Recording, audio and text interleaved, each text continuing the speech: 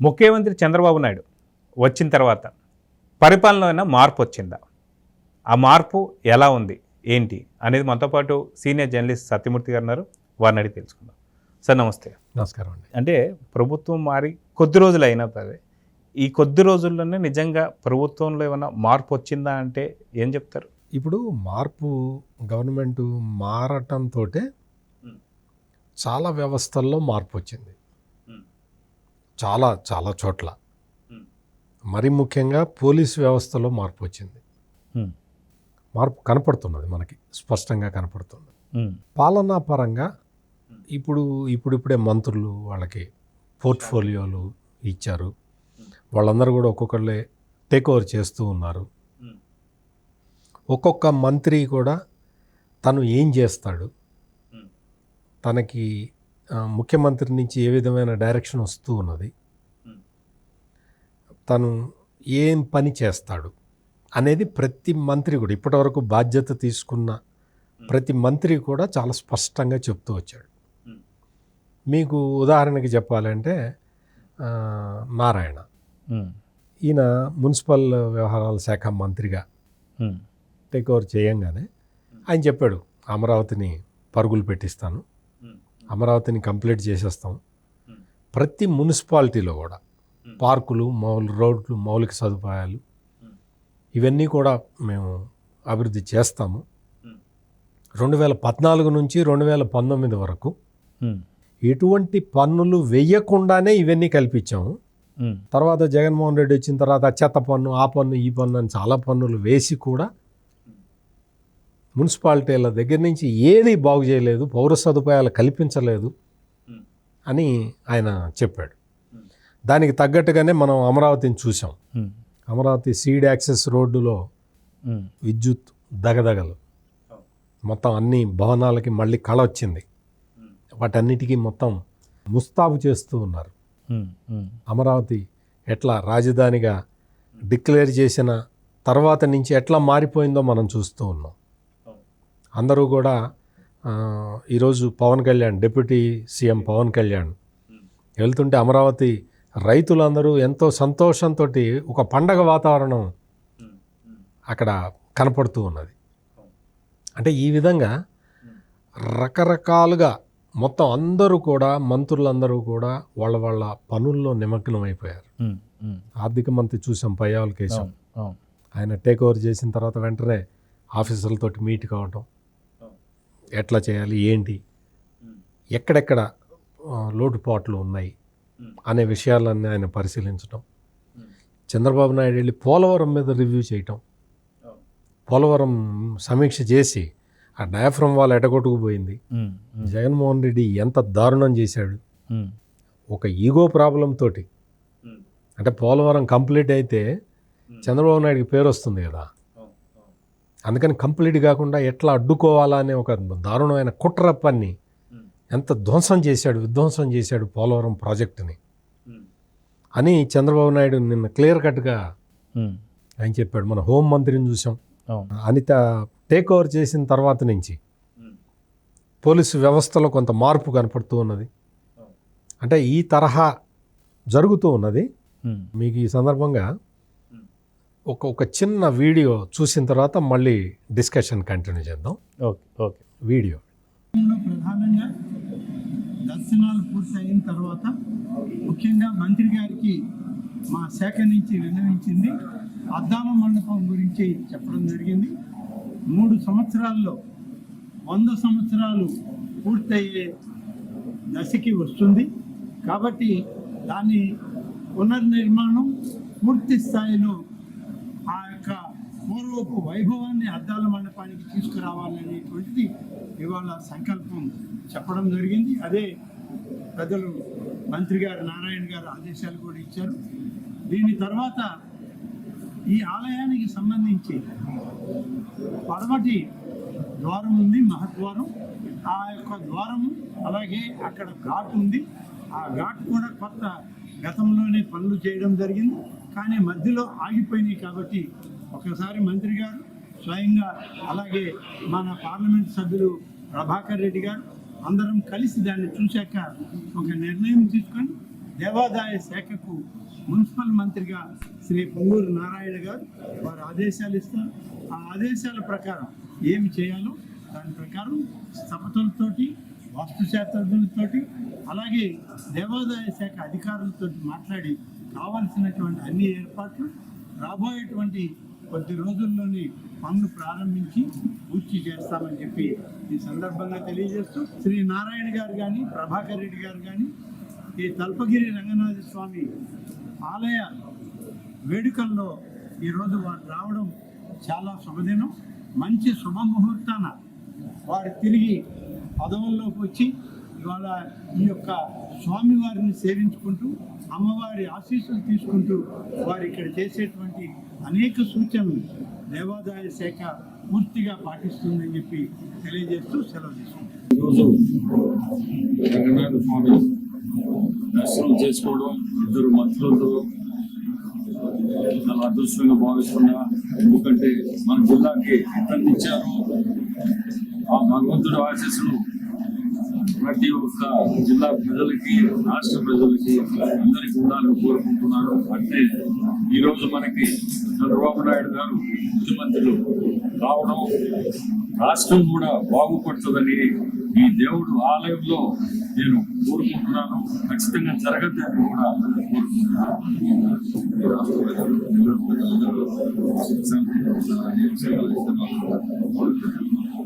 అదేవిధంగా అద్దాలమేడని 90 సంవత్సరాలు అక్కడ అద్దాల పైన అయితే మంత్రి రామనాయుడు గారు పెట్టిన ఆదేశంగా అద్దాలని అదేవిధంగా దాని లోపల లక్ష్మీ సరిగా లేకుంటే అవి మళ్ళా రెక్టిఫై చేసినాక ఎవరైతే చేయగలిగినటువంటి వాళ్ళని యాక్చువల్గా సౌత్ ఇండియాలో కొన్ని టెంపుల్స్ చేయగలిగినట్టున్నారు వాళ్ళని ఐడెంటిఫై చేయండి. నేను మళ్ళీ మాట్లాడుతున్నాను అధికారులకి ఆదేశించాలి.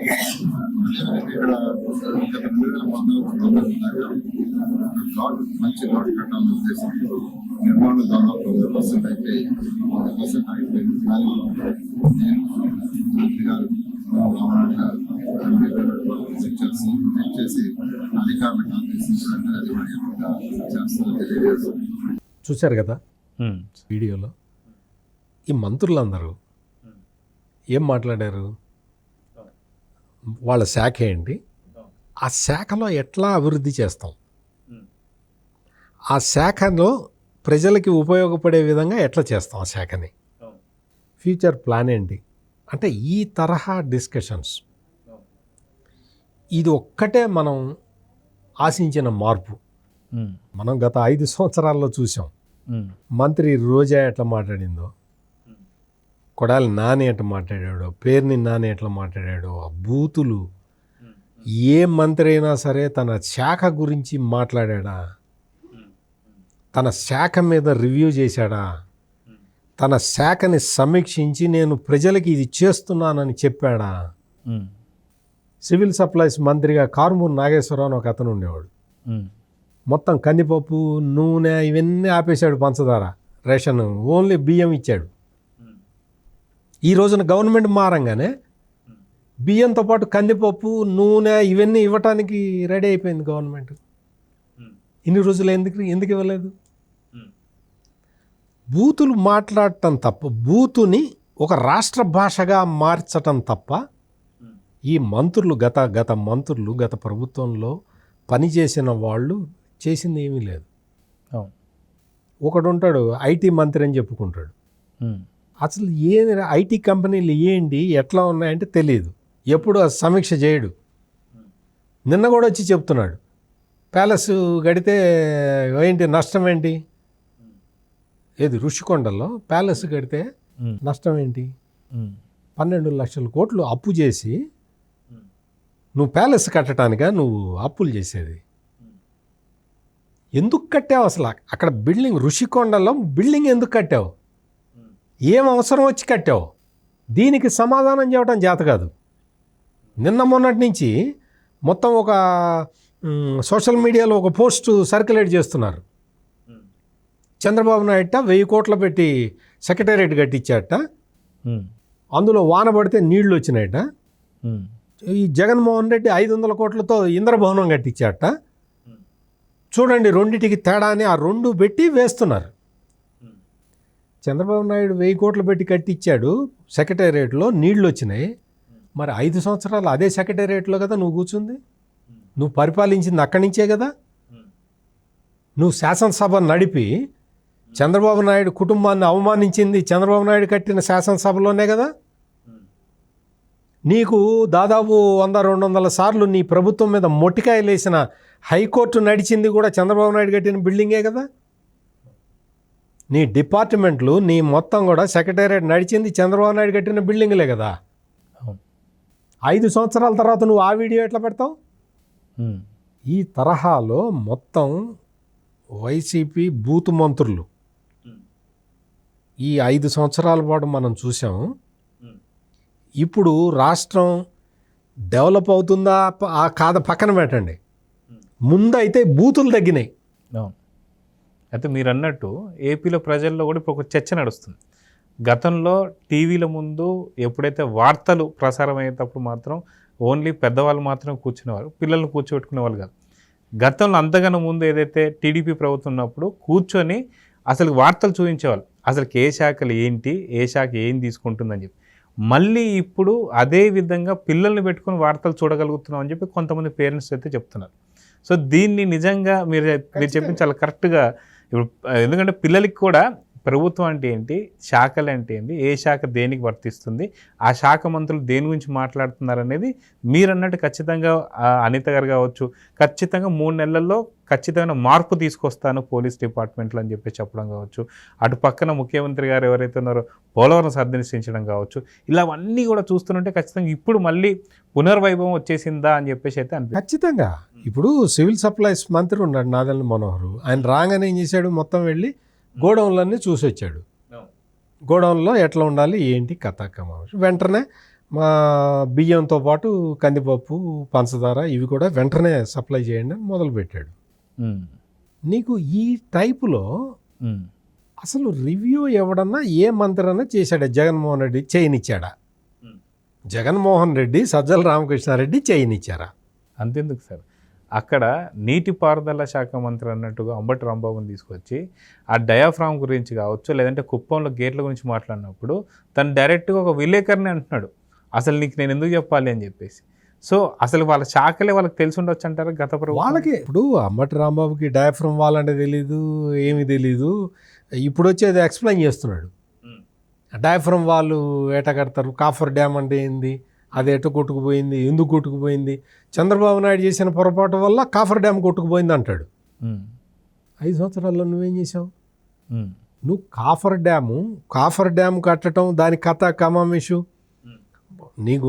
నీకు మొత్తం అవగాహన ఉంటే మాట్లాడాలి. నీకు ఆ ప్రాజెక్టుని కంప్లీట్ చేద్దామని జగన్మోహన్ రెడ్డి చాలా ప్రయత్నం చేశాట. ఏం ప్రయత్నం చేసావు నువ్వు? ఏం ప్రయత్నం చేసావు? పోలవరాన్ని పూర్తి చేయడానికి ఏం ప్రయత్నం చేసావు? నువ్వు పోలవరం పూర్తి చేయడానికి ప్రయత్నం చేయకపోగా దాన్ని మొత్తం డయాఫ్రమ్ వాళ్ళు కొట్టుకుపోయేలాగా చేసి రివర్స్ టెండరింగ్ అన్నావు. నీ రివర్స్ టెండరింగ్ ఆపమని చెప్పి కేంద్ర ప్రభుత్వం లెటర్ రాసిందా లేదా? ఎన్నిసార్లు లెటర్ రాసింది? చంద్రబాబు నాయుడు అడుగుతున్నది ఇదే. ఆ రోజు ఉన్న కంపెనీకి దాన్ని తీసేసి కొత్త కంపెనీకి ఇవ్వకపోతే డయాఫ్రమ్ వాళ్ళు కొట్టుకుపోతే ఆ కంపెనీదే బాధ్యత ఉండేది. నువ్వేం చేసావు? నీ స్వార్థం కోసం నువ్వు కంపెనీని మార్చావు. డయాఫ్రమ్ వాళ్ళు కొట్టుకుపోతే దీనికి బాధ్యత ఎవరు తీసుకోవాలి? తెలియదు. అది నీకు ఆ మాత్రం అసలు నీకు ఆ నాలెడ్జే లేదు ప్రాజెక్టు గురించి. అది చంద్రబాబు నాయుడు చెప్పిన పాయింట్. చంద్రబాబు నాయుడు చెప్పిన పాయింట్ అది. నువ్వు కంటిన్యూషన్ ఉండదు.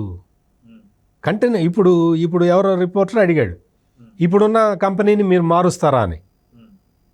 నేను అట్లా అంత చండాలమైన నిర్ణయాలు నేను తీసుకున్నాయా? నేను చూస్తాను, పిలిచి మాట్లాడాలి వాళ్ళతోటి, ఎట్లా చేయాలి, ఫర్దర్గా ఎట్లా ప్రొసీడ్ కావాలని అని చెప్పాడు. అది కదా అడ్మినిస్ట్రేటర్ లక్షణం. నీకు మొత్తం రాష్ట్రంలో నువ్వు ఒక 10 మందినో 20 మందినో పెట్టుకొని బూతులు మాట్లాడించటం తప్ప ఇదే అంబటి రాంబాబు పవన్ కళ్యాణ్ భార్యల గురించి ఎన్నిసార్లు మాట్లాడాడు, పోలవరం ప్రాజెక్టు గురించి ఎన్నిసార్లు మాట్లాడాడు. అసలు ఎంత దరిద్రం అది. పవన్ కళ్యాణ్ వ్యక్తిగత జీవితం గురించి నువ్వు ఇదే అంబటి రాంబాబు ఎన్నిసార్లు మాట్లాడాడు, పోలవరం ప్రాజెక్టు గురించి ఎన్నిసార్లు మాట్లాడాడు. ఈ బూతులు, ఈ కథ, ఇవి భరించలేకే కదా 11 సీట్లకు పరిమితం చేశారు జగన్మోహన్ రెడ్డిని. రాష్ట్రంలో కనపడుతున్న మార్పే ఇది. This is a welcoming change. మంత్రులు ఎవరి పని వాళ్ళు చేసుకుంటున్నారు, ఎవరి బాధ్యత వాళ్ళు నిర్వర్తిస్తున్నారు. అందుకని ఖచ్చితంగా రాష్ట్రం అభివృద్ధి పదం వైపు వెళ్తుంది. సో చూద్దాం సార్, నిజంగా ఇందాక మీరు చూపించిన వీడియోలో కావచ్చు, ఇక్కడ ప్రజల్లో కావచ్చు, చాలా రకాల మార్పులు అయితే ఏదో రాజకీయ పరంగా వస్తున్నటువంటి వార్తల్లో కావచ్చు, వాళ్ళు కూడా చాలా నిమగ్నమై చూస్తున్నారు. ఎందుకంటే ఈ 5 ఏళ్లలో 10 ఏళ్ళ అభివృద్ధి కూడా కనిపించబోతుందని అయితే ప్రజలు అయితే ఆకాంక్షిస్తున్నారు. చూద్దాం ఏం జరగబోతుంది. నమస్తే. నమస్కారం అండి.